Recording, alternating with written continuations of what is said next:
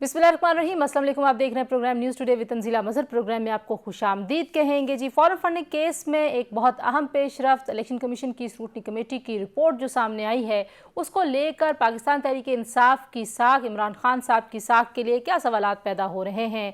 क्या खान साहब को जो सुप्रीम कोर्ट से सर्टिफिकेट मिला था सादिक और अमीन का, उसके ऊपर भी सवालिया निशान बन सकेगा। हुकूमत के लिए क्या मुश्किलात हैं। इस रिपोर्ट के मुताबिक ऐसी कौन सी चीज़ें हैं जिसका जवाब पाकिस्तान तहरीक इंसाफ और इमरान खान साहब को देना होगा, आवाम को भी, इलेक्शन कमीशन को भी। ये वो सवालात हैं जो आजकल हर जगह पर पूछे जा रहे हैं। अगरचे पाकिस्तान तहरीक इंसाफ की तरफ से जो ऑफिशियल स्टेटमेंट आई है, वफाकी वज़ीर इत्तलात ने कहा जी कि छोटा सा अकाउंट का एक डिफरेंस है, डबल एक होगी ट्रांजैक्शन और उसकी हम वजाहत दे देंगे। क्या उस वजाहत पे ये मामला ख़त्म हो जाएगा? बहुत सारे ऐसे नाम हैं जिनके ऊपर सवालिया निशान उठाए जा रहे हैं। बहुत सारे कॉन्फ्लिक्ट ऑफ इंटरेस्ट की कहानियां भी सुनाने वाले लोग हैं जो पाकिस्तान में इस वक्त बता रहे हैं कि उस वक्त जिन लोगों ने फंडिंग की थी उनको इस हुकूमत में कैसे नवाजा गया है। तो सवालात का सिलसिला जो फॉरेन फंडिंग केस है इसके साथ लंबा जुड़ गया है और ये सवालात पाकिस्तान तहरीक इंसाफ के लिए कितनी परेशानी का बायस हैं, कुछ उसका जायज़ा लेने की कोशिश करेंगे। पाकिस्तान पीपल्स पार्टी के चेयरमैन बिलावल भुट्टो जरदारी साहब ने लॉन्ग मार्च का ऐलान कर दिया है। वो कितनी मुश्किलात में इजाफा करेगी हुकूमत के लिए। हुकूमत अगरचे कहती है कि बड़े शौक़ से आएँ, लॉन्ग मार्च भी करें, धरना भी दें, पहले भी उन्होंने कहा था। तो अपोजिशन इस सारे सिनेरियो को, इस स्क्रूटनी कमेटी की रिपोर्ट को कितना चाहेगी कि अपने हक़ में इस्तेमाल करे, कुछ उसका भी जायज़ा लेने की कोशिश करेंगे। और फिर कानून क्या कहता है। कानून फॉरेन फंडिंग को बिल्कुल मना करता है। एक तरफ हक़ाइक़ छुपाने का मामला है, एक तरफ ममनुआ फंडिंग लेने का मामला है। दोनों के लिए कानून में बड़ी वजाहत के साथ चीज़ें लिखी हुई हैं और यहाँ तक कि जमात तहलील भी हो सकती है। ये भी इम्कानात हैं जो कानून के मुताबिक हैं और मुबैना तौर पर जो चीज़ें इस वक्त कही जा रही हैं, अगर वो सच साबित हो जाती हैं, ये इल्ज़ाम सच साबित हो जाता है किसी भी जमात पर कि उन्होंने फ़ॉरेन फंडिंग ली है, तो उस जमात के लिए काफ़ी मुश्किलात हो सकती हैं। हमारे साथ जो पैनल मौजूद है जी, माहिरीन का, उन्हीं से पूछेंगे कि किस तरीके से अब हुकूमत के लिए हालात बन रहे हैं। हमारे साथ कंवर दिलशाद साहब मौजूद हैं, साबिक़ सेक्रेटरी इलेक्शन कमीशन है। हमारे साथ मौजूद होंगे प्रोग्राम में अहमद बिलाल महबूब साहब, सरबराह हैं पिलडाट के, हमारे साथ मौजूद हैं। आफ्ताब जहांगीर साहब पाकिस्तान तहरीक इंसाफ के सीनियर रहनुमा हैं और सेनेटर शाहीन खालिद भट्ट साहब हमें ज्वाइन कर रहे हैं, पाकिस्तान मुस्लिम लीग नवाज़ के सीनियर रहनुमा। चारों मेहमानों का शुक्रिया। गुफ्तगू का आगाज़ में कंवर दिलशाद साहब आपसे करना चाहूँगी। अब जो रिपोर्ट सामने आई है उसके अगर आप उसकी जो चीज़ें अब तक पब्लिक हुई हैं और जो हमें जो डॉक्यूमेंट्स नज़र आ रहे हैं उसके मुताबिक आपको क्या लगता है, क्या क्या इम्प्लिकेशन हो सकती है पाकिस्तान तहरीक इंसाफ के लिए। हुकूमत तो कहती है हम बड़े मुतमईन हैं, ये तो कुछ है ही नहीं, 31 करोड़ रुपए का फ़र्क है और ये डबल ट्रांजैक्शन हुई हुई है, इस वजह से है और हम इसके ऊपर क्लैरिफिकेशन दे देंगे। क्या मामला बस इतना ही है? जनाब, आज बड़ा अच्छा पैनल आपका, जिसमें आफ्ताब जहांगीर साहब भी हैं और बड़े वो इंडिपेंडेंट कौमी असम्बली के मेंबर हैं, अपनी राय अच्छी राय देते हैं। तो मैं जो मैसेज आपको दूंगा तो उनको भी मैसेज मैं गुजारिश करूंगा कि वो प्राइम मिनिस्टर साहब को भी गोशगुजार करवा दें कि इसके कितने संजीदा सूरत हाल पर इलेक्शन कमीशन में केस दाखिल हो चुका है। सबसे बड़ी अहम बात यह है कि उनके वज़रा जो है, उनके एडवाइजर जो है, वो सही हक़ाइक़ प्राइम मिनिस्टर साहब को नहीं बता रहे। वो टीवी चैनल पे अपने टॉक शो पर नंबर बना के कर चले जाते हैं, लेकिन आज आफ्ताब जहांगीर बैठे हुए हैं तो इंशाल्लाह इस बात को आगे तक पहुंचाएंगे। सबसे बड़ी अहम बात यह है कि जो इलेक्शन एक्ट 2017 का जो सेक्शन 204 है वो बहुत इम्पोर्टेंट है। उसमें सारी जितनी सियासी जमातों की रूह जो है एक समझे को अंजराइल है, वो फरिश्ता है जो रूह खींच लेता है, वो है आर्टिकल 204। उसमें ये लिखा हुआ है कि कोई भी किसी को भी फॉरेनर जो है वो किसी तरह से भी किसी पार्टी को वो चंदा नहीं दे सकते, कंट्रीब्यूशन नहीं दे सकते, डोनेशन नहीं दे सकते। फॉरेनर ड्यूल नेशनलिटी वाले दे सकते, जो पाकिस्तान के शहरी दे सकते, ओवरसीज पाकिस्तान अपना जहर है वो डोनेशन दे सकते हैं, लेकिन फॉरेनर जो है, फॉरेनर और कंपनियां, जो फॉरेन कंपनियां हैं, वो किसी पार्टी को भी कंट्रीब्यूशन या डोनेशन नहीं दे सकते। अब ये जो इलेक्शन कमीशन में जो रिपोर्ट आई है सिक्योरिटी कमेटी के, उसमें उन्होंने बहुत से दिए हैं। पहली सबसे बड़ी अहम बात ये कहा उन्होंने कि जनाब हमारे कोई 32.5 करोड़ की जो रकम जो है वो छुपाई गई है, पोशीदा रखी गई है। ये सिक्योरिटी कमेटी ने कहा कि हमें स्टेट बैंक ऑफ पाकिस्तान ने लिख कर दिया है तो ये एक बड़ा एक मामला संजीदा है कि 32.5 करोड़ को क्यों पोशीदा रखा गया, चार्टर्ड अकाउंटेंट ने क्यों नहीं उस अपने गोशवारे में इसका जिक्र किया। दूसरी बात है कि तकरीबन 53 अकाउंट ऐसे हैं जिनके बारे में सिक्योरिटी कमेटी ने ये कहा है कि स्टेट बैंक ने लिख कर दिया है कि इन तक हमें रसाई नहीं देगी। चौथी बात ये कहा कि थाईलैंड में और कनाडा में बैंक है अमेरिका में, उन तक हमें रसाई नहीं दी गई, ये भी स्टेट बैंक कहता है। अब स्टेट बैंक तो खुद मुखालिफ इदारा है, इलेक्शन कमीशन तो नहीं कहता। अब ये चीजें बड़ी सीरियस की तरफ जा रही है। अब इलेक्शन कमीशन ऑफ पाकिस्तान ने अब जिसकी हियरिंग शुरू कर दी है, अब हियरिंग शुरू हो गई है 18 जनवरी से, इसको डे टू डे हियरिंग हो जाएगी। उसका मामला ये है कि अब ये अकबर बाबर जो इन्हीं की पार्टी के फाउंडर मेंबर रहे हैं, तो वो भी अब अपने बड़े दलाइल के साथ आएंगे, इलेक्शन कमीशन की मामलत भी करेंगे। अब इलेक्शन कमीशन ने आसान तरीका जो है हमारे तजर्बे की रोशनी होंगे, जो है हमने भी एज इलेक्शन कमीशन बेशुमार इलेक्शन कमीशन की कमेटी की और कमीशन के इजलास अटेंड किए हैं, बाकायदा देखा भी हमने कि क्या तरीका होता है जजों का। अब ये तरह सबसे बड़ी बात है कि वो ये कहेंगे कि जनाब जी जो हक़ाइक़ छुपाए हैं स्टेट बैंक ऑफ पाकिस्तान ने लिख कर दिया है, तो वो पार्टी के सरबराह को नोटिस जारी कर देंगे। अच्छा, आप वो कहेंगे कि जनाब आप हमें बताएं कि ये फंड कहाँ गया, ये पैसा कहाँ गया, ये 256 कंपनियां कौन सी है, नीदरलैंड बैंक, कनाडा बैंक और अमेरिकन बैंक, कहाँ गया पैसा। और पाकिस्तान के बैंक जो है Muslim commercial bank, Khyber bank, Punjab bank और यूबीएल बैंक, इनका अकाउंट किधर है। ये सारी चीजें जब जाएगी चेयरमैन को बतौर नॉट प्राइवेट बतौर चेयरमैन पीटीआई, वो जो नोटिस जाएगा तो एक ज़ाहिर एक नई बात सामने आएगी। और सबसे एक बड़ी बात इसमें इम्पोर्टेंट ये है जो हमारे वज़रा प्राइम मिनिस्टर को नहीं बता रहे, अगर ये साबित हो जाता है, एविडेंस सामने आ जाता है कि वाकया रियली फॉरेन कंपनी से या फॉरेन इंडिविजुअलों से, फॉरेन इंडिविजुअल लिख दिया स्टेट बैंक ऑफ पाकिस्तान ने कि भाई इसमें 25-30 लाख डॉलर जो है वो उन लोगों ने दिए हैं जो पाकिस्तान के शहरी नहीं है, वो फॉरेनर है, साबित हो गया। इसी तरह से ये बात जब सामने आएगी तो फिर इलेक्शन कमीशन ऑफ पाकिस्तान जो है वो अपनी विल पावर के तहत इख्तियार बहुत ज्यादा है। इख्तियार ये है कि फिर वो पार्टी का सिंबल जो है आर्टिकल 200 सेक्शन 215 के तहत वो सिंबल वापस दे सकता है। और कोई इख्तियार नहीं है, सिर्फ एक इख्तियार है, पार्टी बैन करने के इख्तियार इलेक्शन कमीशन पाकिस्तान के पास नहीं है, कालदम करार नहीं दे सकता। वो सिर्फ पार्टी का सिंबल वापस लेने तक उसके इख्तियार हैं सेक्शन 215 के तहत। जनाब इस पार्टी ने जो हमें पार्टी फंडिंग का, पार्टी के बारे में जो गोशवारा जमा कराया था 2009 से लेकर 2013 तक, वो हम मुस्तरद करते हैं। अच्छा, मैं आपसे पूछूंगी कि इसका ठीक है। अच्छा, इसलिए मैं ये कह रहा हूँ कमल संजीदगी से इस मामले को देखिए। ठीक है, मैं आपसे पूछूंगी कि कौन कौन सी इसकी इम्प्लीकेशन है लीगल। वापस आती हूँ आपके पास, लेकिन आफ्ताब जहांगीर साहब, प्राइम मिनिस्टर ने कहा कि मैं बड़ा खुशाइंद है कि हमारी जो फाइनेंशियल सिचुएशन है उसको इस तरह से उसका ऑडिट हो रहा है और वो उसको खंगाला जा रहा है और हमारी चीज़ें ज़रा बेहतर हो जाएंगी। लेकिन ऑन द अदर हैंड जो आपकी अपोजिशन है वो कहती है कि आप लोगों को तो कहते रहे कि झूठे हैं, चोर हैं, चीज़ें छुपा रहे हैं, लेकिन आप लोगों ने खुद जो चीज़ें छुपाई हैं, तो वो जो चोरी है उसको वो 31 करोड़ की हो या 31 रुपए की हो, अब उसको कहें कि ये तो बिल्कुल छोटी सी रकम है, इससे तो कोई फ़र्क नहीं पड़ता, ये एक वजाहत की मार है, तो क्या रिस्पॉन्ड करेंगे आप इसको? अच्छा तंजीला, बहुत अच्छा अपने वो रखा टॉपिक, और फिर कंवर साहब की मौजूदगी के अंदर जो कि इन चीज़ों को बहुत अच्छी तरह से समझते भी हैं, जानते भी हैं। जैसे उन्होंने बताया कि जी बैन करने की पावर तो नहीं है, इलेक्शन कमीशन पे सिर्फ निशान की हद तक रहेंगी। मगर मैं ये समझता हूँ कि देखें, अगर हम पाकिस्तान के अंदर थोड़ी सी तारीख की तरफ जाएंगे तो हमें हर पार्टी के ऊपर, कोई भी पार्टी मुझे एक बता दे कि उसके पास फंड का रेस करने का कौन सा तरीकेकार है। किसी पर उसामा बिन लादेन का इल्जाम लगाया गया, किसी के ऊपर किसी और मुल्क की सपोर्ट का है, हर जमात के पीछे कोई ना कोई मौजूद है। अच्छा, पीटीआई के अंदर, क्योंकि मैं खुद बाहर भी रहा हूं और मैं पाकिस्तान में भी हूं, पीटीआई के अंदर यकीनन लोगों ने फंडिंग की और पाकिस्तानियों ने बहुत ज्यादा फंडिंग की। हाँ, ये अलग बात है कि उनके पास ड्यूअल नेशनलिटी थी या नहीं थी, ये एक अलग सवाल है, लेकिन वो पाकिस्तानी बेस थे और पाकिस्तानियों ने की। और फिर इमरान खान क्योंकि एक फेम था, एक बाहर का नाम था, और उसने क्योंकि चैरिटी का काम पहले शुरू किया था शौकत खानम के हवाले से, और उसके बाद फिर जब वो सियासी पार्टी बनाई तो यकीनन उनके चाहने वाले, जानने वाले होंगे जो उनको सपोर्ट करते होंगे।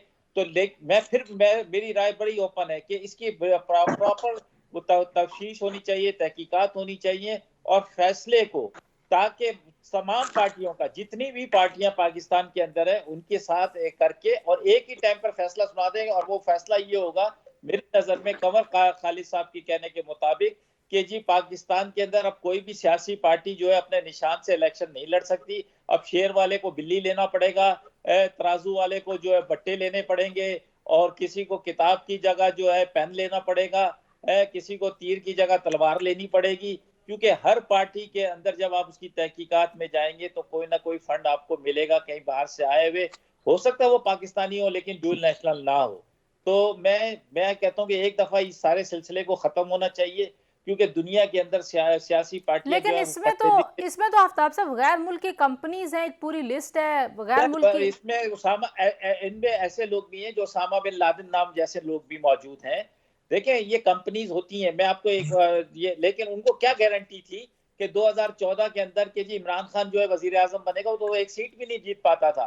तो ये ऐसा नहीं है कि पार्टियां होती हैं, उनकी सिंपैथीज भी होती हैं, उनको फंड रेजिंग। मेरे पास आप यकीन करें खातून और एक मियाँ रहते हैं, मैं वो पाकिस्तानी किसी दिन उनको कहूंगा आपके प्रोग्राम में आएंगे, उनके पास पूरी एक लिस्ट है दुबई के अंदर जो फंड रेजिंग करते थे पार्टी के लिए। ठीक है, समझे ना जी। ठीक है आफ्ताब साहब, आपका पॉइंट आ गया। शाहीन खालिद भट्ट साहब, क्योंकि पाकिस्तान मुस्लिम लीग नवाज की तरफ से इस रिपोर्ट के बाद हमने देखा कि मरीम नवाज साहिबा का बयान भी आया है और आपकी जमात को ये लग रहा है कि जो अपोजिशन जमातों को चोर कहा जा रहा था और उनके ऊपर चोरी के इल्ज़ामात लग रहे थे, तो शायद पीटीआई की अपनी चोरी पकड़ी गई। आपको भी लगता है कि ऐसा ही हुआ है?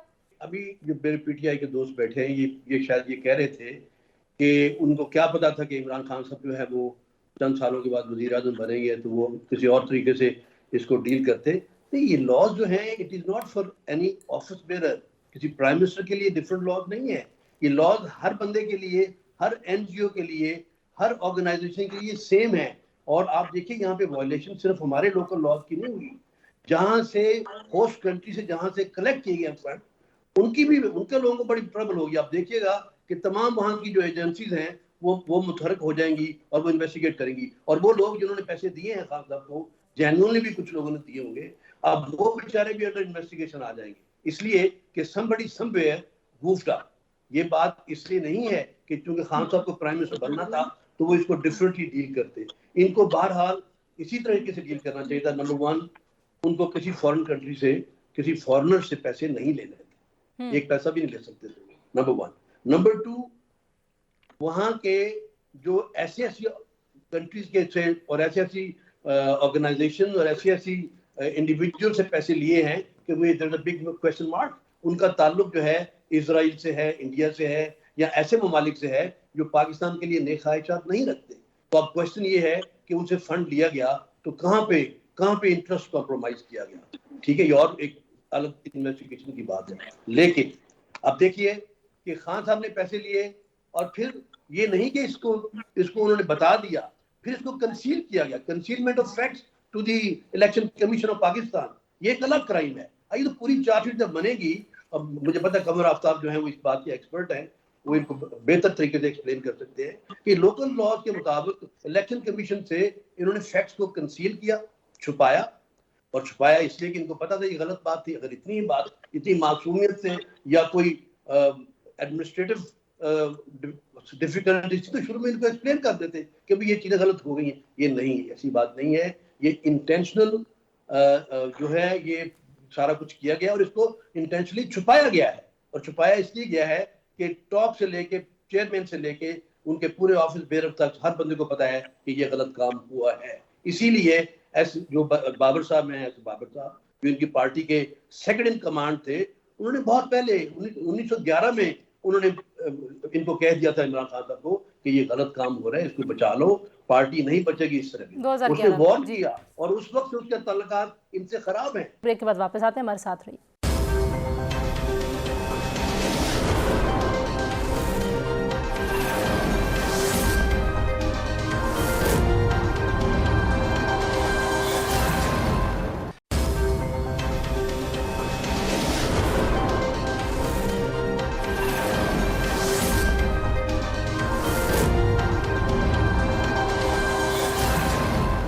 जी जी welcome back to News Today जी। और कमर दिलशाद साहब, जो अब स्कोप होगा इलेक्शन कमीशन के फैसले का, वो अकबर एस बाबर साहब की जो दरख्वास्त है उसके ऊपर होना है, स्क्रूटनी कमेटी की फाइंडिंग्स के ऊपर होना है, और आप कह रहे हैं कि सिर्फ सिंबल वापस ले सकती है इलेक्शन कमीशन। इलेक्शन कमीशन इसके अलावा और क्या एक्शन ले सकती है, या और क्या उसका फैसले में क्या चीज़ें आ सकती हैं, स्कोप क्या उसके फैसले का? जैसे कि स्टेट बैंक ऑफ पाकिस्तान की रिपोर्ट को मद्देनजर रखा जाएगा ना, स्क्रूटनी कमेटी ने तो सारी बात डाल दी स्टेट बैंक ऑफ पाकिस्तान में। अब स्टेट बैंक ऑफ पाकिस्तान की जो स्टेटमेंट है, जिसे मैंने आपको पहले बताया, उसकी रोशनी में इलेक्शन कमीशन ऑफ पाकिस्तान जो है वो दो काम, 3-4 मामले बड़े सीरियस। सबसे पहली बात यह है कि जो हकायक छुपाना, फंडिंग छुपाना, ये हमारे इलेक्शन एक्ट 167 में बहुत संगीन जुर्म तस्वर किया जाता है। 167 है। इसी तरह के जो इलेक्शन कमीशन, जैसे मैंने बताया कि जब ये नोटिस जारी करेंगे पार्टी के सेक्रेटरी जनरल को या पार्टी के सरबराह को कि आप ये स्टेट बैंक की रिपोर्ट आई है कि आपने ये रिपोर्ट हकायक छुपाए हैं, इसकी आप वजहात जारी करें। अब अपने वजहात जारी वो कर देते हैं, इलेक्शन कमीशन मुतमईन हो जाता है तो मामला खत्म हो जाता है। अगर वो मुतमईन ना कर सके और ये साबित हो जाए कि क्लियरली हकीकतन जो है ये फॉरेन फंडिंग आ चुकी है, 256 कंपनियों का जिक्र किया है, निदर bank, Canada bank, American bank का जिक्र भी दिया हुआ है, वो भी सारी चीजें सामने आ जाती है। लेकिन सबसे बड़ी अहम बात यह है, खुद स्टेट बैंक ने भी एतराफ कर लिया है कि तकरीबन 20-30 लाख डॉलर जो है वो उन फौरन लोगों ने दिए हैं जो पाकिस्तान के शहरी नहीं है, वो ड्यूरेशन डिवाइड नहीं है, पाकिस्तान के शहरी नहीं है, फॉरनर है, उन्होंने ये फंडिंग दी है, उन्हें बकायदा उन्होंने उसका सबूत पेश कर दिया है स्टेट बैंक पाकिस्तान ने। अब उसके ऊपर इलेक्शन कमीशन नोटिस जारी करेगा, वजाहत जारी करेगा, और वजाहत जारी करने के बाद वजाहत तो नहीं करेगा, नोटिस जारी करेगा ना सेक्रेटरी पार्टी के सरबराह को।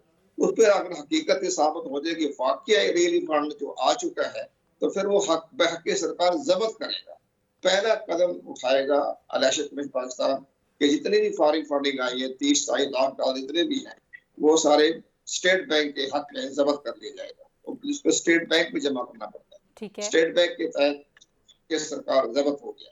इसके बाद फिर इलेक्शन कमीशन जो है वो कार्रवाई करेगा। आगे जब बात बढ़ेगी जब, तो फिर इलेक्शन कमीशन पाकिस्तान पर कार्रवाई करेगा। वो सेक्शन 215 के तहत सिंबल वापस ले सकता है, और जब पार्टी का सिंबल वापस ले लिया जाए, बाकायदा शो का उसकी आसान तरीका नहीं है कि जैसे एक ऑर्डर दिया शो का बाकायदा सिंबल वापस ले लिया, उसके लिए बाकायदा एक प्रोसीजर है कि फिर वो पार्टी के सरबराह को एक शो का नोटिस जारी किया जाएगा, हियरिंग होगी, बाकायदा डिबेट होगी, उसके बाद अगर इलेक्शन कमीशन चाहे तो वो सिंबल वापस ले सकता है। जब सिंबल वापस लिया गया तो पार्टी की रजिस्ट्रेशन तहरील हो गई, इलेक्शन कमीशन के रिकॉर्ड के मुताबिक तहरील हो गई, पार्टी प्रकार रहेगी, पार्टी कलदम नहीं होती, लेकिन रजिस्ट्रेशन तहरील होगी। उसकी रजिस्ट्रेशन तहरील होने के बाद वो सारे आजाद तस्वर की जाएंगे तो मुल्क में आए। आफ्ताब साहब, आपने कमर दिलशाद साहब की बात सुनी, वो कह रहे हैं कि जो ज्यादा बड़ा मसला है वो तो जाहिर है अब जब हियरिंग शुरू होगी डे टू डे, और जो क्लैरिफिकेशन या जो वजाहत जो है वो पीटीआई की जानिब से जाती है, उसके बाद के हालात तो और होंगे। लेकिन एक जो बार बार वो कह रहे हैं ना, वो ये भी कह रहे हैं कि शायद खान साहब को सही तरीके से आगाह नहीं किया जाता, जो उनकी कानूनी टीम है, जो उनकी कैबिनेट के मेंबर्स हैं, ये वाला तासुर हमें पहले भी कभी कभी मिलता है, इसकी क्या वजह है? अच्छा देखें, पहली बात तो ये कि जो कंवर साहब बात कर रहे हैं वो अपनी जगह पर सही है। अगर कानून के अंदर कोई इस किस्म की मौजूद है शिके भी, और हाल कानून जिस बात की इजाजत देता है वो बिल्कुल उसको इम्प्लीमेंट होना चाहिए और बिला तफरीक होना चाहिए, चाहे पीटीआई हो, चाहे नून लीग हो, चाहे पीपल्स पार्टी हो, जमात इस्लामी हो, कोई भी हो, कानून से मालातर कोई भी नहीं है। अगर कहीं पे कोई गलती है, कोई तो खामी है, उसको जाहिर बात है उसके फिर सजा भी और उसकी जजा भी होनी चाहिए। लेकिन जहां तक रह गया सवाल प्राइम मिनिस्टर साहब का, तो देखें हमसे जब मुलाकात होती है प्राइम मिनिस्टर साहब की और हमसे जब गुफ्तगू होती है तो बहुत ओपन में उस पर होती है। हम जो समझते हैं, मैं तो अपनी राय बिल्कुल खुल के दे देता हूँ कि जी ये मैं समझता हूँ कि ये होना चाहिए, ये नहीं होना चाहिए, ये कर लिया है तो बेहतर है। लेकिन जो यकीनन उनकी कानूनी टीम है वो उसका मैं हिस्सा तो नहीं हूँ, लेकिन वो क्या मशवरा देती है, फिर अगर वो सही मशवरा देगी तो पार्टी को उसका फायदा पहुंचेगा, प्राइम मिनिस्टर साहब को उसका फायदा पहुंचेगा। अगर वो गलत मशवरा देगी तो कानून अपना रास्ता अख्तियार करेगा। तो अभी आपको भी लग रहा है कि कोई खतरा हो सकता है पाकिस्तान तहरीक इंसाफ को, क्योंकि खान साहब ने भी कहा कि 3 महीने आने वाले जो है बड़े अहम है हुकूमत के लिए। फिर इसी तरीके से बिलावल साहब ने लॉन्ग मार्च की कॉल दी हुई है। तंजीला, लॉन्ग मार्च तो हमारा प्रॉब्लम नहीं है, देखें ये तो सियासी जमातों का कानूनी और शरअन हक है कि जी वो लॉन्ग मार्च भी करें, वो एहतजाज भी करें, जलसे भी करें, लेकिन पुरअमन रहते हुए बिल्कुल करें, उन्हें कोई रोक टोक नहीं होगी। जिस तरह हमने भी किया, 126 दिन का धरना हमने भी दिया, तो ये सबको इख्तियार उसका हासिल है। लेकिन हम इस वक्त जो बात कर रहे हैं वो बात कर रहे हैं कि जी ये फॉरेन फंडिंग की। तो अब पहले तो ये चीज तय होनी चाहिए कि फॉरेन फंडिंग होती क्या है, इसको कौन दे सकता है कौन नहीं। ये बिल्कुल तय कह रहे हैं, वो कह रहे हैं कि जी पाकिस्तानी ड्यूअल नेशनलिटी वाले दे सकते हैं। अगर ड्यूअल नेशनल पाकिस्तानी नहीं है, जिसके पास ड्यूअल नेशनलिटी नहीं है, वो नहीं दे सकता। हालांकि वो मैं समझता हूँ कि पाकिस्तानी है, अगर उसके पास मेरा कोई किरदार है, अब तो पाकिस्तानियों को, ओवरसीज पाकिस्तानियों को वोट देना का भी हक हासिल हो गया है, तो वो तो दे सकता है। तो बिल्कुल उसमें हाँ, अगर खुदा न खास्ता किसी ऐसी जगह से फंडिंग हुई है जैसे कि हमारी बास पार्टियों की होती है, गैर मुल्की फंडिंग की बात कर रहे हैं, तो वो उसके अंदर यकीनन अगर कोई भी कानून उसका अपना एक रास्ता निकालता है तो बिल्कुल निकलेगा। लेकिन मैं समझता हूँ कि इसको एक दफा इसका सब मेरा ख्याल है कि कानून में तो ये चीजें वजाहत के साथ होंगी। कंवर साहब कहाँ गए? जी मैं एक दफे स्क्रूटनी पूरी सारी सियासी जमातों की हो जानी चाहिए कि कौन किसको फंडिंग करता है, किस तरह चलती है पार्टियां, किस तरह चलती हैं, क्या फंडिंग होती है, क्या तरीकेकार होता है, तो उसका होना चाहिए। हालांकि मेरे ख्याल में कंवर साहब को पता है कि जी दुनिया के अंदर कोई भी अगर किसी फंड करता है या किसी एनजीओ को भी करता है तो वो टैक्स रिलीफ मिलता है उसको कि जी मैंने ये इस काम के लिए ये फंड किया था। वो अपने गोशवारों में उसको जिक्र भी करता है ताकि उससे उसको रिलीफ मिल सके, टैक्स रिलीफ।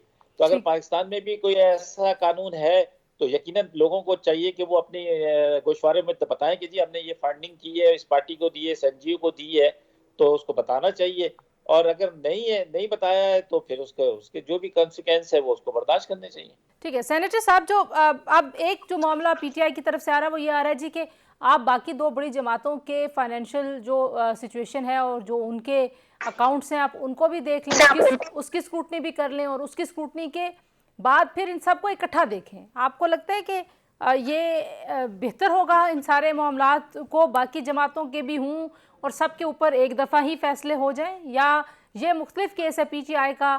कैसे देख रहे हैं आप इसको? तो मैडम बात ये है कि मुझे आफ्ताब साहब की बात सुनने के बाद मुझे पूरी तरह जो मैं कन्विंस हो रहा हूँ कि ये भी महसूस कर रहे हैं कि गड़बड़ तो कोई है, लेकिन जाहिर है इन्होंने अपनी पार्टी को डिफेंड करना है। नहीं, गुजारिश मेरी सुन लीजिए। मैं समझता हूँ, लेकिन मैं कह रहा हूँ कानून का अपना रास्ता लेता है तो बिल्कुल लेना चाहिए उसको। बड़ी अच्छी बात है। यानी हम भी ये कहते हैं कि कानून को अपना रास्ता लेना चाहिए, और अगर और किसी को भी इन्वेस्टिगेट करने की जरूरत समझते हैं इलेक्शन कमीशन या कोई और करता है तो वो भी होना चाहिए, किसी की माफी नहीं होनी चाहिए। लेकिन ये बात तय करना चाहिए मैं पकड़ा गया हूँ, लेकिन पहले आप इस तरह करें कि पहले 3 और 4 पार्टियों को पकड़ें, बल्कि आप ऐसे करें कि 1947 से आप स्टार्ट करें और तमाम पार्टी को करें। इसका मतलब ये है कि आपको पता चल गया है कि आप गिल्टी हैं और आप बहाना ढूंढ रहे हैं अपने आप को जस्टिस को डिले करने के लिए। जिनका काम इतने 4 साल से ऑलरेडी इसको लेट रखा गया है, और जो इलेक्शन कमीशन है probably I think it's a very responsible and independent department है, उनको अपना काम करना चाहिए। जो आ गया है उसको पकड़े, उसको देखें और बाकियों को भी कर लें, कोई हर्ज नहीं है, किसी को नहीं छोड़ना चाहिए। देखिए इनकी बात तो बड़ी वाज़ेह हो गई, सच्ची बात है। सिक्योरिटी कमेटी की रिपोर्ट है, नाम है, टेलीफोन नंबर्स हैं, उनके अदारों के नाम है, किस किस मुल्क में वो लोग रहते हैं। और सिर्फ ये बात नहीं है, मैं यहाँ पे मुझे इजाजत दीजिए कि मैं अपने दोस्त पीटीआई के इनको मैं करेक्ट कर सकूं कि फॉरेन नेशनल का कह के आप प्लीज कंफ्यूज ना करें इशू को। ये पाकिस्तानी फॉरेन नेशनल की बात नहीं है। इनके अंदर आप नाम देखें, कितने नाम उन लोगों के हैं जो या हिंदू हैं या क्रिश्चियन हैं या यहूदी हैं और उनके अदारे हैं, हम उनके बारे में ज्यादा कंसर्न है। ये पाकिस्तानियों की बात तो हम फिर बात कर लेंगे, लेकिन बहरहाल कानून कुछ तो कहता होगा, कानून जो है उसकी कुछ तो इंटरप्रिटेशन होगी ना कि कौन से लोग दे सकते हैं फंड और कौन से नहीं दे सकते। ब्रेक के बाद वापस आते हैं, हमारे साथ रहिए।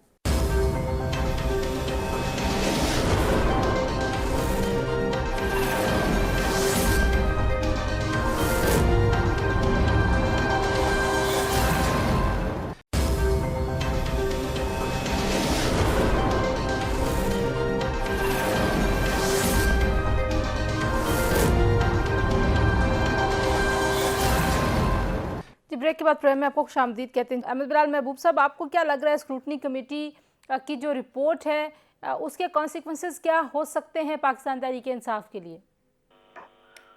देखिए ये जरा प्रीमेच्योर है कि स्क्रूटनी कमेटी की रिपोर्ट की बुनियाद पे ही कुछ मफरूजे तय कर लिए जाएं। वो इसलिए कि वो अभी उन्होंने खुद भी ये कहा है कि ये उन्हें शक है कि ये गैर मुल्की हैं, उन्हें शक है कि गैर मुल्की कंपनियां हैं। लेकिन अगर ये शक यकीन में बदलता है जब ये इलेक्शन कमीशन के सामने समाअत होगी और वाकई उसमें जो गैर मुल्की कंपनियां और गैर मुल्की अफराद की फंडिंग उसमें साबित हो जाती है, जो कि इस रिपोर्ट में काफ़ी नज़र आ रहा है कि उसके इम्कानात हैं, तो फिर उसके बड़े सीरियस कॉन्सिक्वेंसेस होंगे, हो सकते हैं। यानी एक तो यह है कि पैसे जब्त हो जाएंगे, वो तो कोई इतना सीरियस कॉन्सिक्वेंस नहीं है। और दूसरा यह है कि फिर आप फॉरेन एडेड पॉलिटिकल पार्टी की डेफिनेशन में शामिल हो जाएंगे, जिसमें कि फिर अल्टीमेटली पार्टी की डिसोल्यूशन भी हो सकती है। सही। अच्छा, पाकिस्तान तहरीक-ए-इंसाफ बड़े अरसे से ये कह रही है बिलाल साहब कि सारी जमातों के अकाउंट्स को एक बार देख लिया जाए, और क्योंकि इसी के तहत इन्होंने भी एप्लीकेशन दी हुई थी, तो आपको लगता है कि हमारे यहाँ पार्टी फंडिंग का जो पूरा निज़ाम है, वो ये भी कहते हैं कि हमारे यहाँ तो है, पीटीआई के अंदर तो था, लेकिन बाकी जमातों का तो पता ही नहीं है। तो अगर आपसे मैं लार्जर पिक्चर में प्रॉब्लम पूछूं तो आपको क्या लगती है जो फाइनेंशियल सिचुएशन है हमारे यहाँ पॉलिटिकल पार्टीज़ की, और जिस तरीके से ट्रांजैक्शंस होती हैं, जिस तरीके से पैसा जमा किया जाता है? मेरी मालूमात की हद तक उनकी कोई स्क्रूटनी वगैरह नहीं करता, वो बस उनकी प्रिंट करके उसको नोटिफाई कर देता है गजट नोटिफिकेशन में एज इट इज, कोई क्वेश्चन, नो क्वेश्चन आस्क्ड। तो इसलिए मेरा ख्याल जब उनको ये पता चल जाता है कि इस पर कोई सवाल जवाब तो होगा नहीं, तो इसका मतलब है कि वो फिर ज्यादा मोहतात भी शायद ना हो। लेकिन ये क्या तराई है, इसके ऊपर तहकीक होनी चाहिए। लेकिन बात यह है कि ये चूंकि इसके बारे में किसी ने सवाल उठाया था पीटीआई के मेंबर ने, इसलिए तहकीक शुरू हुई और 7 साल लग गए। अब ये पीटीआई के लोगों ने सवाल उठाया है पीएमएलएन और पीवीपी के बारे में, तो जाहिर है उस पर भी कुछ वक्त लगेगा। ठीक है। अच्छा, लास्ट जो मुझे कमेंट आपसे चाहिए वो चाहिए कि हकाइक को छुपाने का आपको लगता है कि अलग इम्प्लिकेशन है, फॉरेन एडिड अगर उसमें डेफिनेशन में चले जाते हैं उस स्कोप में, तो उसके लिए अलग फिर कॉन्सिक्वेंसेस हो सकते हैं? जी हाँ, देखिए जो छुपाने के या कोई बेइंतजामी के मतलब एक गलत रिपोर्ट करने के, आपने जो अकाउंट्स जमा करवाए हैं उसके साथ पार्टी के चेयरमैन या पार्टी का जो भी सरबराह होता है उसका एक सर्टिफिकेट उसके सिग्नेचर के साथ लगता है, जिसमें सर्टिफाई करता है कि उसने इत्मीनान कर लिया है कि उसकी पार्टी की जो तमाम फंडिंग है वो कानूनी दायरे के अंदर हुई है और कोई ऐसी गैर कानूनी फंडिंग इसमें शामिल नहीं है। अब अगर वो ये सर्टिफिकेट के उलट कोई चीज़ निकल आती है तो फिर ये सवाल उठ सकता है कि ये साहब जो है इन्होंने गलत बयानी से काम लिया, मिस रिपोर्टिंग की, मिस डिक्लेरेशन किया। उसके नतीजे में ये भी सवाल उठ सकता है कि अब आप ये जानदार नहीं रहे, सादिक और अमीन नहीं रहे, लिहाजा इसके ऊपर वो 63 वाली जो शेक है वो इसके ऊपर नाफिज कर दी जाए। एक पूरा नैरेटिव है पीटीआई का जिसके ऊपर सवाल उठ सकता है। तो पहले अगर मैं सेनेटर साहब आपसे पूछ लूँ, शाहीन खालिद भट्ट साहब के, अब ये आप इसको कैसे देख रहे हैं? अपोजिशन के पास जाहिर है अब बेज़ाब्तगियाँ तो सामने आ गई हैं स्क्रूटनी रिपोर्ट में, तो आप लोगों के पास एक पता तो आ गया और हम देख रहे हैं उसके ऊपर रिएक्शन भी बड़ा आ रहा है। लेकिन अगर नहीं होता वो फैसला जैसे आप लोग सोच रहे हैं तो फिर क्या होगा? देखिए, गुजारिश ये है कि खान साहब के साथ इसमें कोई शक नहीं कि काफ़ी इदारों ने हेल्प की खान साहब को दयानतदार ठहराने के लिए या उनके नाम के साथ एक ब्रांड लगाने के लिए जानकारी का। जहाँ तक मुस्लिम लीग नून का तल्लक है, ख़ास तौर पे जिसको मैं रिप्रेजेंट कर रहा हूँ इस मोमेंट, हमने तो कभी भी इनको दयानतदार नहीं समझा। सच्ची बात है, हम तो डे वन से कह रहे हैं कि ये दयानतदार नहीं है। जिस दिन उन्होंने अपने लाहौर में वहाँ तकरीर की थी यादगार पाकिस्तान में, जब उन्होंने तकरीर की और पहला लफ्ज़ उन्होंने कहा कि मैं आपसे वादा करता हूँ कि मैं कौम से झूठ नहीं बोलूँगा, तो हम बड़े हैरान हुए कि झूठ सच बोलने का वादा करने की क्या जरूरत है? ये तो एक वो फैक्ट है जो कि हर बंदे को सच बाहर सूरत बोलना ही चाहिए। इसके लिए आज वादा करने की क्या जरूरत है? तो हमें उस वक्त से शक पड़ गया कि बहुत सा झूठ है जो उन्होंने आइंदा बोलना है। और आप देख लीजिए यू टर्न जो लिए इन्होंने, और झूठ के नजरिए में हमारे ख्याल में तो वो झूठ है, लेकिन वो करते रहे और उसको उन्होंने लीगल भी किया, हलाल भी किया उनको। बहुत सबसे ज्यादा बड़ी जिम्मेदारी जो है वो इलेक्शन कमीशन की मैं समझता हूँ, क्योंकि इलेक्शन कमीशन बाहर सूरत जिम्मेदार अदारा है और उसकी जिम्मेदारी है कि वो मेक श्योर करे कि जो जो कैंडिडेट्स हैं, जो जो पॉलिटिकल पार्टीज हैं, जो उनका कानून है, कानून के तहत क्या वो कंप्लाई करती हैं कलेक्शन ऑफ फंड, बल्कि और भी जो चीजें हैं, और अगर नहीं करती तो उसका जो उसकी जो सजा है उसको करेंगे। वरना ये है कि ये तो फिर काम चलता रहे करेगा। मैं समझता हूँ कि यहाँ पे इलेक्शन कमीशन की क्रेडिबिलिटी का भी मामला आ जाएगा।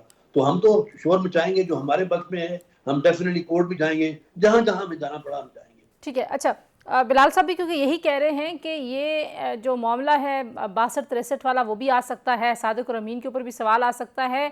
आफ्ताब साहब, इससे बियॉन्ड भी खान साहब के लिए क्या चैलेंजेस आएंगे?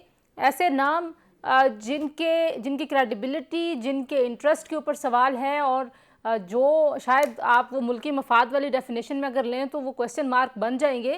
क्या क्या चीज़ें जस्टिफाई करने के काबिल होगी पाकिस्तान तहरीक इंसाफ और ख़ुद इमरान खान साहब?